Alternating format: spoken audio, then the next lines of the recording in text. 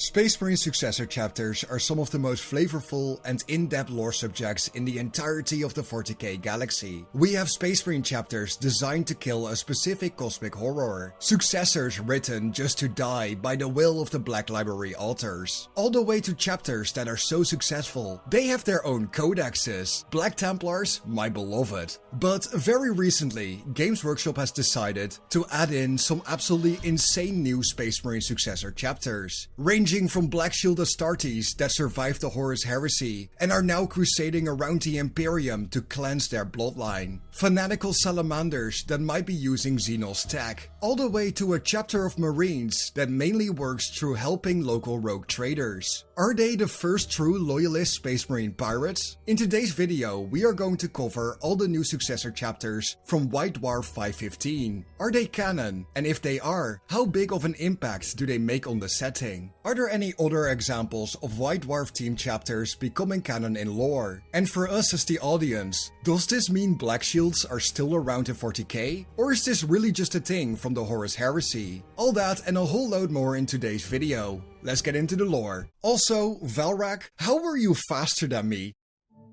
Before we get into the new Successor chapters, I need to quickly explain what a Space Marine Successor chapter actually is. Why were they formed in the first place? Isn't the Space Marine Legion, consisting of 100,000 Astartes, way better than an isolated brotherhood of 1,000 warriors? For those who already know all of this, don't worry, I'll keep it quick. Space Marines are the Emperor's Angels of Death, some of the mightiest warriors mankind has ever known. Yet after the fires of the Horus Heresy, their role and function within the Imperium were changed forever. Once upon a time, it was believed that violence between the Adeptus Astartes was impossible, that due to their origins within the Primarchs, the demigod sons of the Emperor of Mankind himself, they would never strive for more, and they would stay away from brutal rivalry. Of course, some worlds that had joined the Imperium during the Great Crusade had already rebelled, but this was unthinkable for a Space Marine Legion. Their loyalty was supposed to be absolute, yet this belief was shattered when Horus Lupercal, War Master of the Great Crusade, virus-bombed his own sons on Isstvan III and challenged the Emperor for dominion of mankind. When the Horus Heresy ended, the Space Marine Legions were broken down into chapters by the edicts of the Primarch Robute Guilliman under the name of the Codex Astartes, the handbook that would shape the newly established brotherhoods. Across the long history of the Imperium, there have been 1,000 chapters. Some chapters would die out, some would fade into obscurity, and yet more foundings were created to keep the Angels of Death at a workable size. But even among these Space Marine chapters, there was heresy. Entire chapters have turned from the Imperium, such as the Astral Claws or Soul Drinkers. Others, like the Blood Angels or Blood Ravens, have fought entire civil wars due to chaos corruption among their ranks. So the Ultima founding sought to do more than just rebuild what was destroyed. The Soul Drinkers, for one, were reinstated as a loyal chapter. Belisarius Cawl, the architect of the Ultima founding, even experimented with traitor gene seed, suggesting that not all chapters are as pure as they claim. And this is why we learn about new chapters of Space Marines all of the time. Some have been around for the entirety of 40k, but others are so new that they were created this exact year. So with all that said, let's take a deeper look at some of the new chapters the White Dwarf team may have added to the lore. The Keepers of the Chalice are a chapter suspected by the Inquisition of hiding heretical degeneracy among their ranks. While no evidence has been brought to light, the Keepers of the Chalice seem to hide some very dark secrets. The chapter appears either to have lost or never possessed records concerning its progenitors. However, its warriors display a fanatical hatred of chaos and warp corruption, going out of their way to exterminate such heresy, root and branch. They favor flame weapons and absolutely ferocious close assaults when fighting chaos. firm in their conviction that any collateral damage caused by such an approach is justified to entirely purge the taint of the warp. So what could the keepers of the Chalice be hiding? Their mystery could be anything. Perhaps they have uncovered the origins of the Lectitio Divinitatis being penned by Lorgar. Maybe they are a successor chapter of the Salamanders who crave nothing but Vulcan to return and hope with extreme zeal he might return to them. Or maybe even a successor of Sanguinius, viewing the Red Thirst and Black Rage as a form of Chaos corruption, rather than a fault in their gene seed. Speaking of Sanguinius and his sons, let's take a look at the Knights Encarmine. The Knights Encarmine are a successor of the Blood Angels. They are a chapter obsessed with chivalric codes. Due to this, they throw themselves into the most dangerous war zones without any doubt. Perhaps the most underappreciated aspect of the Blood Angels, much like chapters as the Dark Angels and Imperial Fists, the Sons of Sanguinius too are chivalric knights. While they are not as knightly as the Dark Angels or Imperial Fist, the Knights Encarmine most definitely are. For me personally, I think a knightly themed Blood Angel chapter is great. They are a different spin on the nobility of the Blood Angels, and they are still just as flawed. You know, jumping out of a Storm Raven to go consume a local village. But from the Sons of the Great Angel to the Sons of the Raven, let's take a closer look at our next chapter, the Penumbral Talons. Much like their parent chapter, the Raven Guard, the Penumbral Talons are masters of armored ambush. Through the use of small forces, their enemies will be lured into traps and pounced on by tanks, gunships and mechanized infantry. Yet for the Penumbral Talons, this does come at a cost. The Talons do not hesitate to use other Imperial forces as bait for their ambushes. This brutal treatment of their allies leads to many other forces having a massive dislike for this chapter. In fact, such behavior has even resulted in them being almost censured. But, as is fitting to 40k, the Penumbral Talons are too effective to receive punishment. This is also helped by the fact that they capture enemies to interrogate them mercilessly, so as to better plan future ambushes. The Penumbral Talons is another highly interesting chapter, but it also leaves me wondering how much longer the Imperium can accept their tactics. While for now their effectiveness is great, they might be one very bad campaign away from receiving full censure. Maybe a penitent crusade, or a Terran adept finally deciding to stop sending them shipments of ammo and fuel. While the Penumbral Talons operate in the shadows, let's take a look at those who instead vanquished the dark, the Illuminators. The Illuminators are an Ultramarine successor chapter. Their homeworld is far above the galactic plane, all the way in the Halo Zone. While the Halo Zone is not as densely populated or even has as many stars as other areas of the galaxy, the Illuminators say this only means that there are more shadows for heresy to hide in, and that it is their duty to illuminate the darkness, and so give the foe no place to hide. Their chapter culture is heavily influenced by their homeworld, Samotar, where the local tribes worship the Emperor as a sun god, instead of a star god we see with many other tribal worlds. The chapter thus believes that they must carry the light of the Imperium to the furthest reaches of the galaxy, and they have forged strong bonds with several prominent rogue trader houses in the process of doing so. The Illuminators seem rather interesting. The theme of exploring the darkest regions of space is something we really need to see more of with Space Marines. The Emperor said it best himself after all. Space Marines are the bulwark against terror. And the Illuminators go where few other chapters have gone before. Being an Ultramarine successor, I am curious how they will evolve. Will they stay true to Guilliman's vision, or will they become something closer to the Mortifactors? The Sons of Guilliman are considered noble, but who amongst the Space Marine can be more noble than our next entry, the Dawnstrikers?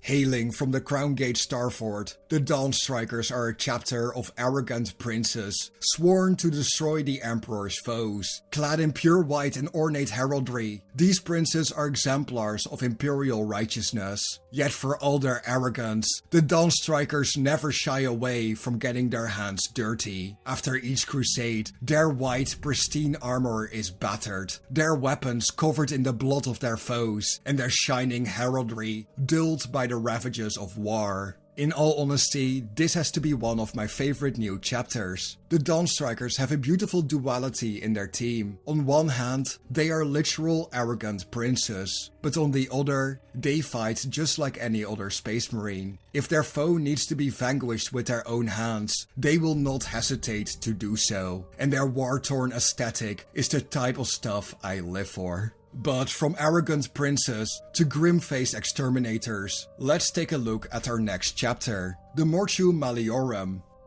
The Mortui Malleorum are believed to be a second founding chapter with a rather peculiar origin, supposedly created from loyalist black shields. The gene seed of this chapter and its ancestry is known only to the Inquisition. The Malleorum are a grim-faced chapter willing to bleed so they might cleanse the galaxy of chaos. Their chapter badge is a rising sun with a closely guarded meaning. With their origins of loyalist black shields, the Mortui Malleorum are an absolutely crazy chapter. If you ask me, I think this chapter might be descended from the Thousand Sons. Their chapter badge looks like the Great Crusade era Thousand Sons badge, but cut in half. I also think this could be rather symbolic. A rising sun could represent this chapter rising from the Horus Heresy, which is also referred to as the Age of Darkness. Now, I don't speak Latin, but I have briefly looked into the translation for Mortui Malleorum. It is something to do with the dead and hammers. A good old Warhammer reference. Perhaps their name could be more symbolic for this chapter, considering themselves to still be the hammer of the Emperor, but also thinking of themselves as being dead, which is why they go above and beyond to sacrifice themselves to purge chaos.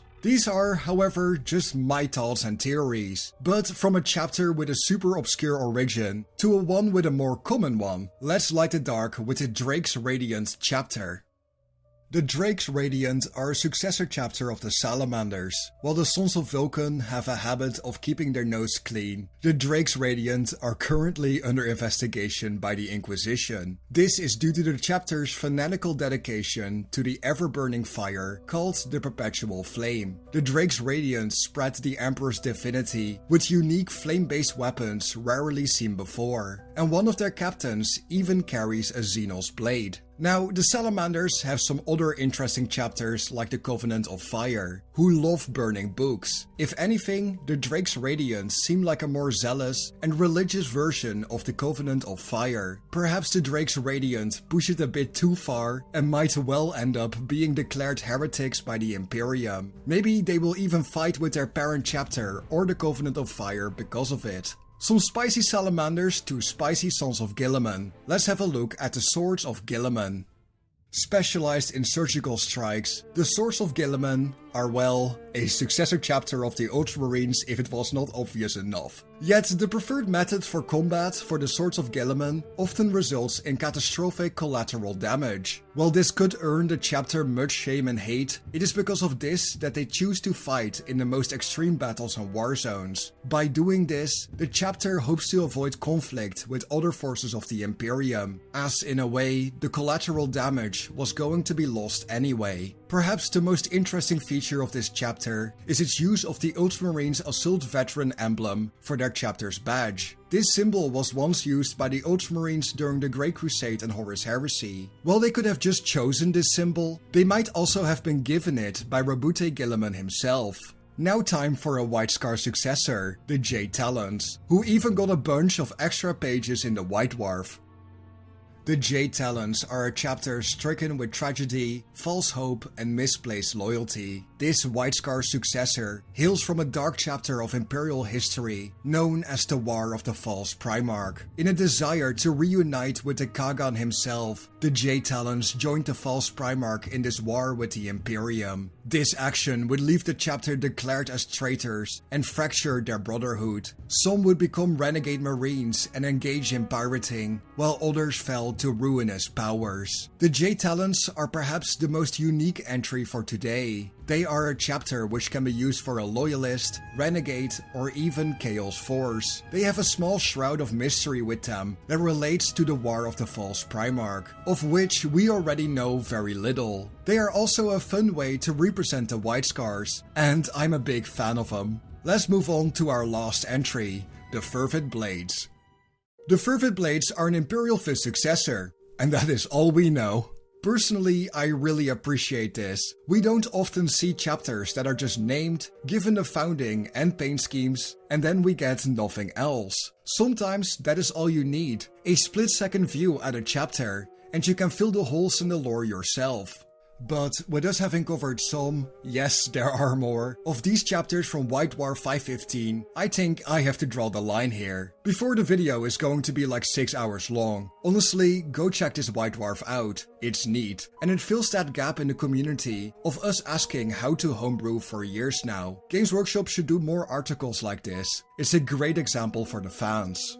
So at the end of this video, we have to ask ourselves, is any of this really canon? Or just a fun gag for the White Dwarf team? Historically, we have seen dozens upon dozens of team homebrew chapters that were shown once and then never again. But surprisingly, like we saw with the Tome Keepers and the Sons of the Phoenix, this doesn't mean they stay as a lost homebrew forever. When a chapter gets a lot of praise from the community, James and his workshop might consider canonizing certain chapters. This doesn't happen too often, but when they do, it usually doesn't make too much impact on the entire setting or the timeline of 40k. But why do they add these in? What is the purpose of these chapters? For those that engage in the plethora of Discord communities, you will know that homebrewing, where you write and design your own personal Space Marine chapters, is quite popular with a large portion of the community. These articles by the White Dwarf team are designed to fan the flames of creativity, but also give inspiration and general guidelines on how someone can approach their own homebrew chapter. It's an example of that it is okay to have your own interpretations. It is essentially a big ol' stamp of approval for those people struggling with whether they should or shouldn't be trying to write their own piece of 40k lore. So no, currently, these chapters are not canon, yet. If James requires a new crazy chapter to make a book sell even better, we might see them back. But until they get their own little lore blurb in either a codex or somewhere else in a White Dwarf that isn't the hobby section, they are just team homebrews, and are just really cool ideas. And that does it for today's video. Which of the White Dwarf Successor Space Marine chapters is your favorite? I personally really like those Salamander Successors. The conversion Lila did is really freaking neat, and I might have to steal that for my own Horus Heresy Black Shield Force. If you have a homebrew chapter that you could see fit in this White Dwarf, write up a little 100-word description down below. I would love to see what you guys have been cooking up. If you could pick any of the chapters we covered today, which one would you make canon, and why? Thank you for watching, like and subscribe if you think I deserved it with this video, and I'll be seeing you guys in the next one. Bye bye.